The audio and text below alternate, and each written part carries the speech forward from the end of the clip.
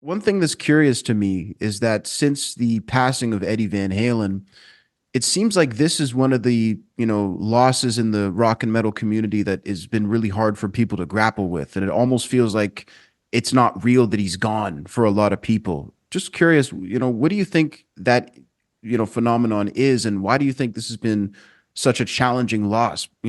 It's been a big one. Well, Eddie Van Halen was very charismatic. His personality, his smile, his energy, his personality and his approach to the guitar and his innovativeness and was very unique. And on one hand, he seemed like a very friendly guy. And on the other hand, he played this amazing guitar, innovative, groundbreaking guitar that was like from another planet. So, yeah, I think people really gravitated towards those things, and he'll go down in history as like the Mozart of rock and roll guitar. Yeah. And the same with Jimi Hendrix. I mean, Jimi Hendrix was so photogenic and had such a personality and a vibe, that you can walk into Target and see a Jimi Hendrix t-shirt with his face on it and instantly recognize, oh, there's Jimmy. You know what I mean? Yeah. And Eddie had a lot of that charisma and that same sort of vibe as well. He was like an enigma in the modern day. Yeah, yeah. That's fascinating to me. I mean, is it possible to overstate his influence on the guitar, or is that not a possibility? Well, yeah, it's a possibility because I know I've ran into a lot of people who don't like his style of playing, believe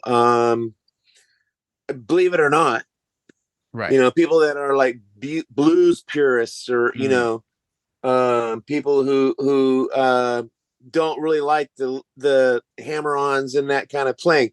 But no, it is not possible to overstate the impact he had in the 80s Right. of and the late 70s, when I remember coming home from Tower Records with Van Halen 1 and putting it on my Kmart turntable and hearing the intro of the album was that Running with the Devil with the sirens coming down and then that guitar, and then out of that straight into Eruption, and then into Ain't Talking About Love. The sound of the guitar was like, it was just mind blowing. And then everything he did after that on the second album was Spanish Fly and Somebody Give Me a Doctor. And it just, for those first four albums that Van Halen put out, you can't understate the impact that he had on the guitar uh, player in people that were going to music stores and buying guitars. I mean,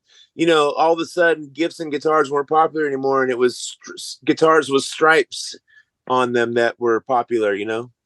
Yeah, because at first it was all the Jimmy Page, Ace Frehley. It was all a certain kind of style, right? But he completely shifted it. And you mentioned the sound too. I mean, to me, obviously as a younger sort of listener, like to me, those Halen records, they hold up production wise, almost like something you could hear today in a sense. That's mind blowing to me. Well, they were underproduced. They weren't overproduced with a lot of overdubs. Basically, those records are live in the studio, and then they colored them up with a couple little colors here and there. But the energy that they captured live on those first Van Halen albums is so real and powerful and high energy that'll last forever. Yeah, definitely. You can't overwrite that.